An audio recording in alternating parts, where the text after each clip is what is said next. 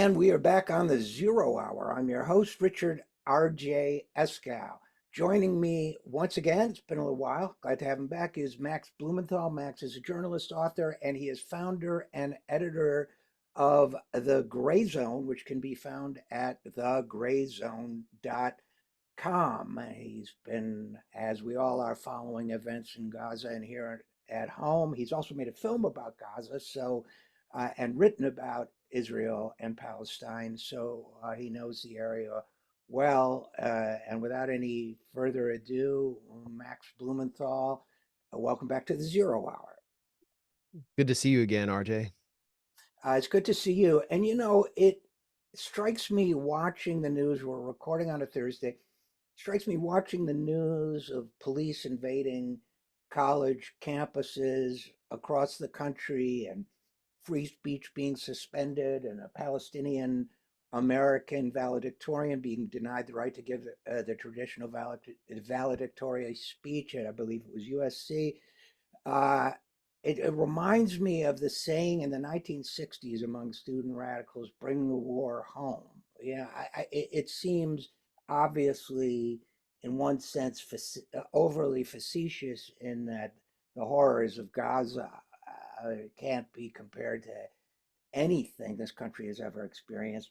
But it strikes me that the lengths to which this country will go to enable the genocide in Gaza and militarize the rest of the world, and the willingness it has to suspend its own professed beliefs to do it has shocked a lot of people, even I have to admit, even to a certain extent me, and I'm not easily shocked. And what's your takeaway? What's your reaction when you see what's happening, for example, on the college campuses?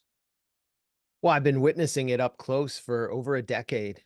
I remember speaking at this giant divestment hearing before the Student Congress, Student Senate at the University of Michigan 10 years ago. And it was massive. I mean, it was in a gigantic auditorium. Hundreds of students were there. And you could see how intensely the struggle of Palestinians, this was right after Israel's slaughter in the Gaza Strip in 2014, in which 2,200 Palestinians were killed, thousands of homes were destroyed, entire neighborhoods were flattened. We'd never seen anything like it. And you could see the way that the Palestinian cause spoke to a generation of young people that extended well beyond the Arab American population, which is heavily represented at the University of Michigan. And they brought me in as one of the speakers. And I could see the way the pro-Israel students were being organized by adults who were coming from off campus with lots of resources, lots of money. I saw the way certain student senators had been literally bought off by AIPAC when I saw the way they voted and rationalized their vote against divestment. I learned that certain students had actually been taken on summer vacations and given internships by AIPAC, promises of job offers afterwards, particularly the Black students. They targeted them.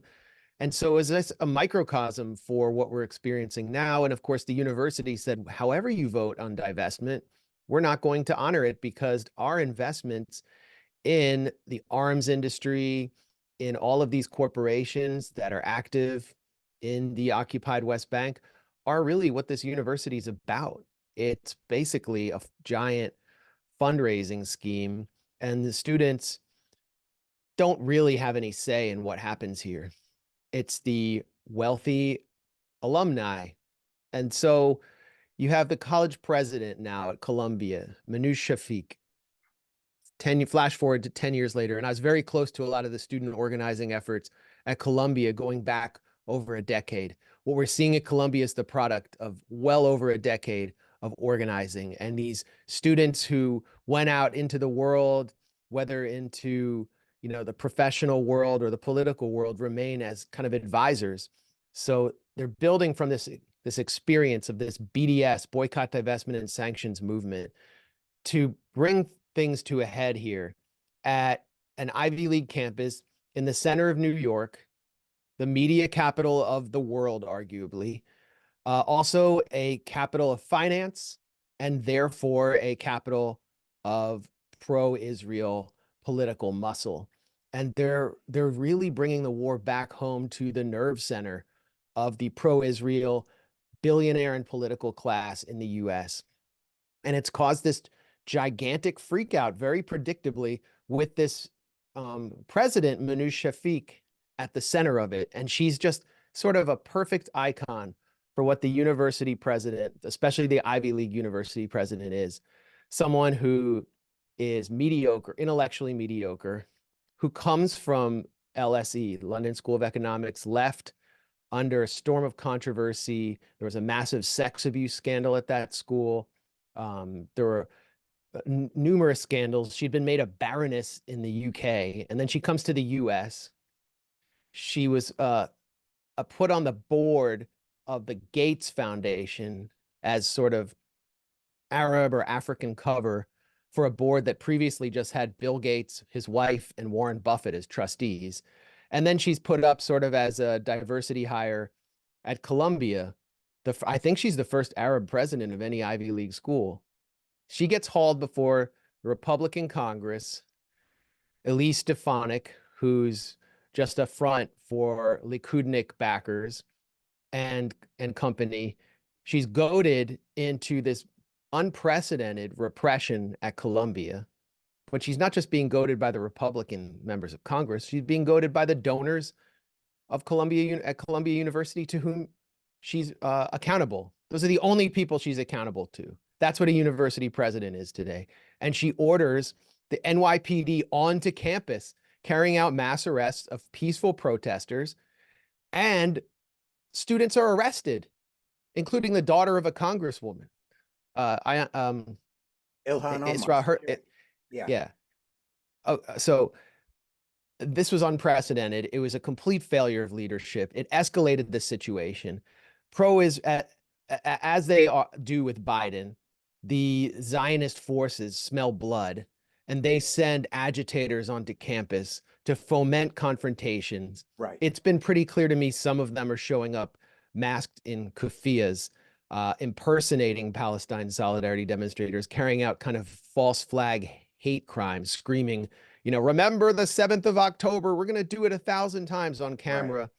Right. Biden, as he was after October 7th, duped by Netanyahu, who fed him fake tall tales about beheaded babies in the kibbutzim in southern Israel. Biden claimed he saw photos of them when no such photos existed. Biden denounces blatant anti-Semitism at Columbia's campus and falls for all of these pro-Israel contrivances, and sets the tone, while the Israeli government is openly demanding that Biden send the National Guard onto U.S. students. The Israeli Foreign Ministry has called these students terrorists. They're directly meddling in U.S. politics in a way that Russia never has, with total impunity, and no one's stopping them. So this crisis is actually deeply damaging to Biden, and it's spreading across campuses, because for these students who are now, a lot of them turn to places like TikTok to find a voice. They're finding that Biden is banning TikTok. They feel completely voiceless. And for them, the Palestinians are a symbol of how they feel about being sort of politically disenfranchised in a society where they're supposed to be preparing for leadership roles. They feel like there's maybe nothing beyond these university campuses where they can actually influence the direction of society. So this is their chance. They're willing to take the risk of being banned from campus, of being kicked out of their university, of being kicked out for the Jewish students, of being antagonized by their own families. They're willing to take that chance, and they see sort of a process of global Gazification taking place, where their own rights are being stripped so that a supposed liberal democracy can protect its special relationship with an apartheid state 5,000 miles away. So it's only spreading. It just hit Washington in a big way. American University had a walkout. I'm in Washington right now. George Washington, I'm going to try to visit them later today. This is George Washington University. This is a campus right across the street from the State Department. It's a training ground for the Foreign Service and for finance. And the students, there are a lot of students out in tents right now. Princeton University has told the students, if you bring out a single tent we will arrest you. And this is a crisis. So anyway, this is a crisis that's been building for well over a decade, and it's going to continue through the Democratic convention in Chicago. Yeah, that's a fascinating point. I hadn't thought ahead to the Democratic convention yet. But Max, one of the things that has really struck me about all this, you mentioned the Democrats. You have, one of the primary themes of the Democratic Party's election campaign this year and in previous years has been, and they're right to say it, that the Republican Party has largely become a party that advocates for a theocratic ethno state where of Christian and white supremacy. That's not wrong, in my view. But the fact is, of all the hills that President Biden and his party are willing to die on, the one that they seem to be, most of them, willing to make political sacrifices for is not a moral stance. It's defending a theocratic ethno state in the Middle East that represents, if you leave aside the specifics of the religions involved and ethnicities involved, represents everything they claim to despise in their political opponents here. And I'm struck by the ferocity with which Biden, his senior leadership, and so many leaders of the party are clinging to Israel, regardless of what the political cost to them may be, and regardless of the rising sentiment against the genocide in Gaza. The polls seem to reflect that pretty clearly, especially among Democrats or likely Democratic voters. It just strikes me that this is the one they're willing to, if necessary, go down in flames over. What are your thoughts Yep. about that? Well, it says everything. I mean, we can look at the American campus as a microcosm for American politics or American society. I used to think it was anti-Semitic to say we're influenced or controlled by Zionist elites. I mean, it sounds kind of like an anti-Semitic conspiracy. Now it's It pretty does. obvious. Yeah. It's pretty obvious that, they have veto power over the First Amendment. And when I say they, I mean the Zionist billionaire class represented by Haim Saban and the ghost of Sheldon Adelson, Paul Singer in the Republican Party, Bernie Marcus, the Home Depot founder. These are like the top donors. Bob Kraft, Patriots owner, Gillette fortune, who just pulled his money out of, I think it was Columbia. I mean, you can go down the line. These are the major donors. These are the major donors who dominate both parties. And for Haim Saban or Sheldon Adelson, who's dead and succeeded by his wife, Miriam Adelson, there's one issue. There's only one issue. It's Israel. I mean, they are essentially Israeli government assets donating millions and millions. I mean, and bundling hundreds of millions of dollars to both parties. Haim Saban was the top individual donor to not only Biden, but Obama and Bill Clinton. And he supported candidates at every level, down to the state house, I think. And he's in a partnership with the Adelson Foundation called the IAC, the Israel American Coalition, which supplements the power of AIPAC and aims to control both parties to ensure lockstep, or what the Biden administration calls ironclad, support for the special relationship with Israel, no matter what it does.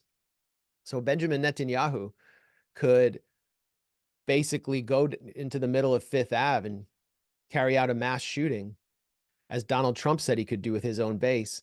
And virtually every single lawmaker, except for a few exceptions in both parties, would line up to support him. So the Biden administration has made a moral and economic case for continuing the disastrous proxy war in Ukraine.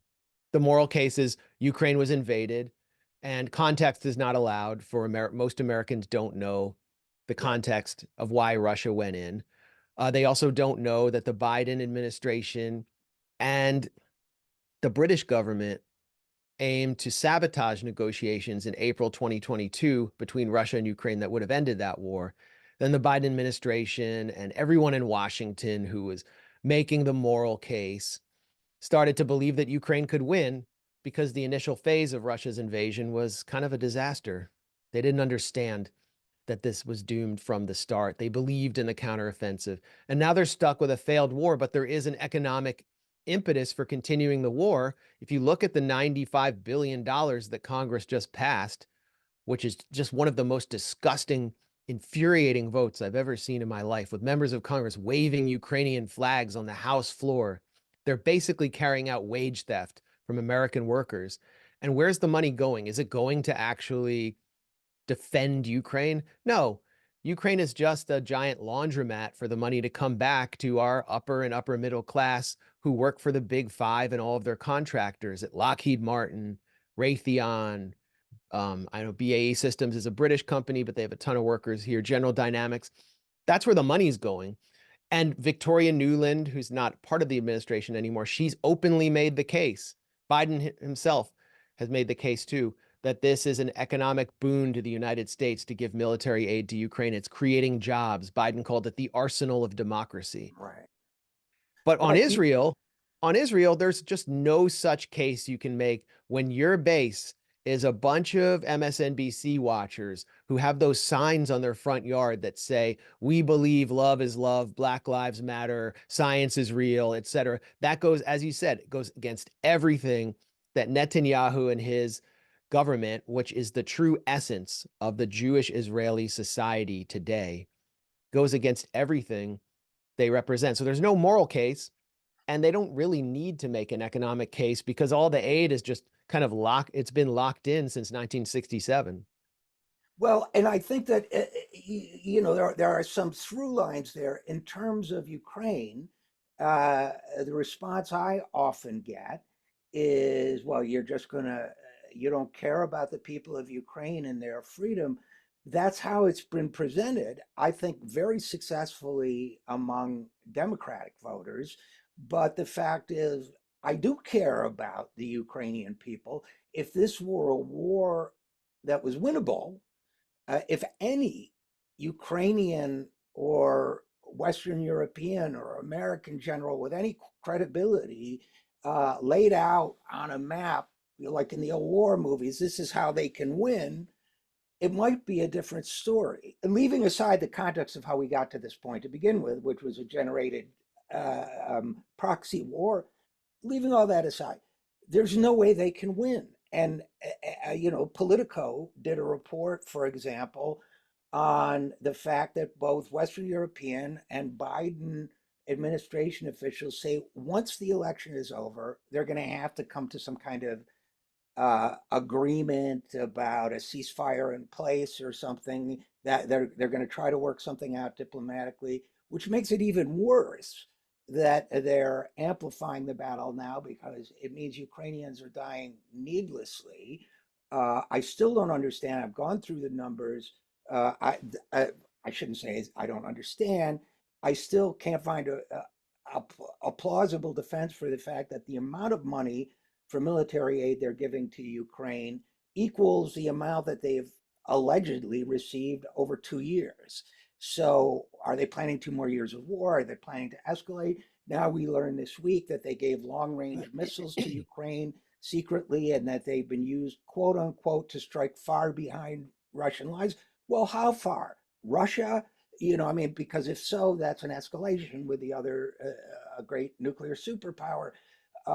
So people are being manipulated in that. With Israel, it seems the case is so thin, the genocide so extreme and visible that the best they can do are, I've thought they were agents provocateur too. The people who were outside of Columbia University couldn't get in because you needed student ID and they didn't have it, so they weren't students, fully masked, as you say, in keffiyehs, saying, let's have many October 7th or whatever they said, that somehow is a judgment for suspending civil liberties. The through line and then the if you go through the bill on Taiwan, there are billions more for some nuclear submarine systems that have already had huge cost overruns on Columbia, the Virginia, and so on. And the through line to me is, besides the utter suspension of any rights this country claims to, values this country claims to adhere to, is the military. Is this, I mean, is it, are we really, as a cliche goes, a military with a government attached? Well, we're not a military. The United States doesn't have a military. It has a glorified mercenary army. The kind of people that are joining the military, well, you have your special forces guys who have been doing most of the fighting since the end of the Bush administration, or really since, I guess, since the Iraq War started to really wind down.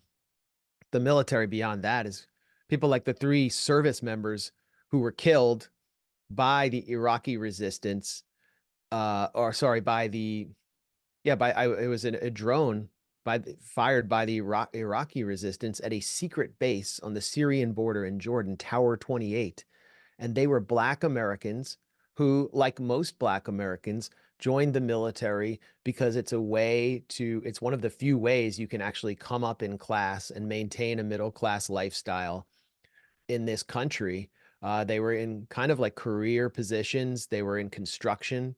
They were doing construction to expand the base, and they were ordered to be there.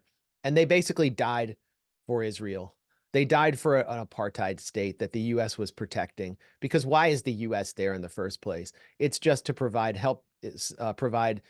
strategic depth to a country that would immediately collapse as soon as it lost its direct line to Washington. That's what the U.S. military is. The U.S. military's, the Pentagon cannot carry out an audit. It has no idea where the money's going. I mean, we're talking about trillions of dollars that's being lost, or we have no way of tracking. Military gear is collapsing. The U.S. military hasn't won. I can't remember the last time it won a war. What, Grenada? So what the U.S. does is it wages these proxy wars. And you have, the U.S. city, take Washington as an example, because I live here. I know it really well. I grew up here. I would call it like, you have this Marxist concept of the imperial core, but it's really like the liberal imperial core, where you experience liberalism. You feel like you're in kind of a multiracial society if you're a member of the middle class or the upper middle class, the young gentrifier class that's taking over the city. You don't exactly know why the Black population's being slowly pushed out. And you may work in a more diverse corporate workplace than your parents had, certainly. And there's a DEI officer, the HR person is very sensitive to diversity. So you think progress is being made, but you don't realize the economy in Washington is so heavily dependent on the corporate welfare that goes into the necro economy of Lockheed Martin, Raytheon, Booz Allen Hamilton, the private spies, the contractors, the people who push the paper for the arms industry, which has made Fairfax County and Loudoun County 2 of the 5 wealthiest counties in America, where you have these very progressive members of Congress who are, very telegenic women who had served in the CIA, who would fight and die to defend abortion while supporting every war, including the post-birth abortions that the Biden administration is helping to administer to some 15,000 children in Gaza. So that's the liberal core, is the pinnacle of hypocrisy. But as you expand outwards, the further you get away from it and you get towards the proxies, you start to experience fascism. That's what my book Goliath was about. It's spending 5 years. It was me, a chronicle of my experience spending 5 years off and on inside a fascistic society that had been cultivated through its special relationship with the liberal imperial core. And Israel's marketing technique was that it was the only democracy in the Middle East. It was a liberal democracy with vigorous debates in the Knesset. And that facade had begun to drop after 2009 when Netanyahu came in as the king. Ukraine is the same way. Ukraine is a fascistic society with a president who's essentially a marketing tool. His whole career, he's an actor. His whole career has been concocted by Western operatives. He serves no purpose except that he's nominally Jewish and seems kind of liberal. And behind him, there's no democracy whatsoever. Zelensky has overseen a complete demolition of all opposition parties. They're all outlawed. All opposition media is completely outlawed. The prisons of Ukraine of his part of Ukraine are filled up with political prisoners. There have been mass assassinations of dissidents like Oles Buzina, for example, who is a heroic journalist and columnist who was gunned down in the streets by neo-Nazis who were acting as agents of the Ukrainian SBU, which was trained by the CIA. I interviewed Ruslan Kotsaba, who's taken exile in sanctuary in New York, who was a Ukrainian pacifist who attempted to assist Ukrainian men, the kind of men who we see fleeing by the thousands over the border to get out of the draft. After 2014, they didn't want to go to the Donbass and kill their countrymen simply because they were ethnically Russian and didn't want to be part of this ultra-nationalist government. And he was helping them get out of service. So they put him in solitary confinement and tried to doom him for life. And he had to escape his country. There are so many people like Ruslan. And that is the democracy that the US claims to be fighting for in Ukraine. No, there's absolutely no value that's being defended in the proxy war in Ukraine. These are just fascistic proxies that exist to provide the liberal imperial core with affluence through this necro economy and to hammer, basically serve as a battering ram against geopolitical foes like Iran and Russia. And, you know, John Tester from Montana, the senator, said it very correctly when he said we need to send $95 billion into the necro economy to sponsor Israel and Ukraine, our fascist proxies, because our dominance over the world will be supplanted by China and Russia if we do not. Boris Johnson put it even more directly. He said Western hegemony is threatened right now. So in some ways, we are going to face the same fate as Israel, or but we will become Israelified. We are becoming Israelified because these are losing wars. This system of outsourcing the wars is failing. Israel is losing in Gaza. It has already lost. The defeat will look different than the Ukrainian defeat, but Ukraine has already lost to Russia. And this is a gigantic defeat for Western hegemony. And the US is just throwing money back into its own upper and upper middle class at the expense of American workers through these countries. And you can't just keep doing that without facing some political consequences here. And we're seeing that the rollback of whatever's left of democracy will be required to prevent the public from lashing out at our political masters who've done this. And those masters, I think, control both parties at this point. If you're especially Trump. I mean, look at Trump's deal with Mike Johnson, strategizing with Lindsey Graham. He just ripped the mask off the whole America First MAGA movement.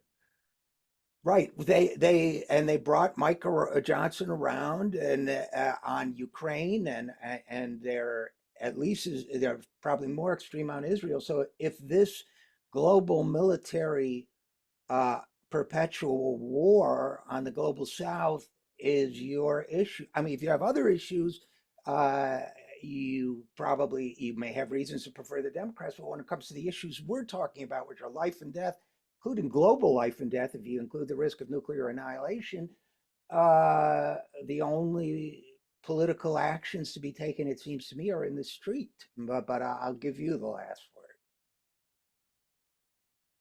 Well, I think Americans, especially younger Americans, are starting to care more about the outside world than they ever have before. This does have to do with, immigration to this country, that people have come in from across the world who are just simply more worldly.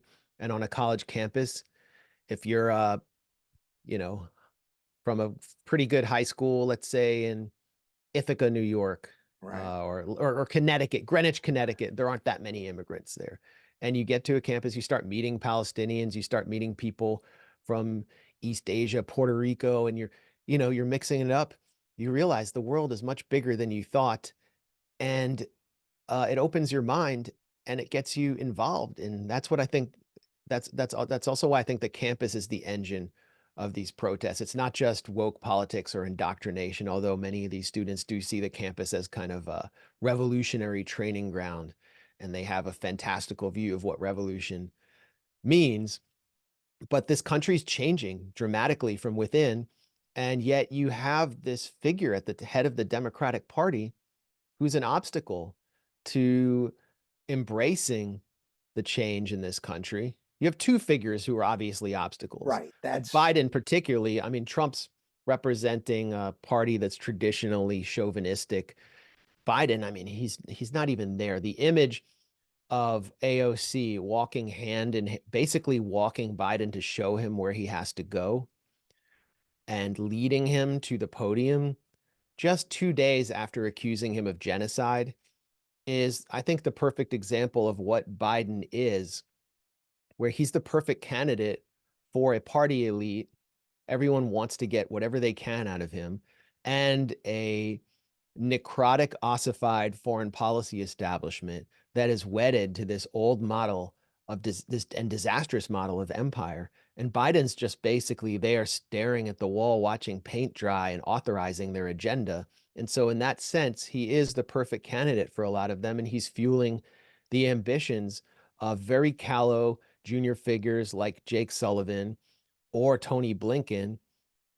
And they're going to keep him there for as long as they can. And I think they're walking straight into a gigantic disaster in Chicago and then beyond in November, when he could very well lose to another necrotic figure in Donald Trump. And I would say, just in kind of, Donald Trump loses, I think, what was the date of the vote? April 21st, April 22nd. I think that date, the vote on the 95 billion, that date right. will be more harmful to him among his own base than January 6th. That's really interesting. And you make a great point about the conventions. I better start booking my tickets now because I think Oh they're yeah, me too. yeah. I mean, So 68 Chicago, the symbolism just can't be I ignored. know you're absolutely right. So as always, Max Blumenthal, thanks for your great work. Max again is the co-founder, is the founder and editor of The Gray Zone. So thanks again also for coming on the program. It was good to talk to you. Thanks a lot, RJ. We'll be right back after this. I'm Richard RJ Eskow, and this is the Zero Hour. Necroeconomy. That's a hell of a word. Yeah, I was thinking of doing a book on it that would use Fairfax County as kind of a That's a kind great of a just idea. a That's a great like using it as idea. a microcosm, Yeah. All right, let since me I'll be admit my new guest, all and right. Well, I'll be looking for your write-up on that State all right. Department Well, visit. let's get a coffee sometime if you're ever around. Love to, absolutely. All right. All right, Be in touch. take care. Take Bye-bye. care.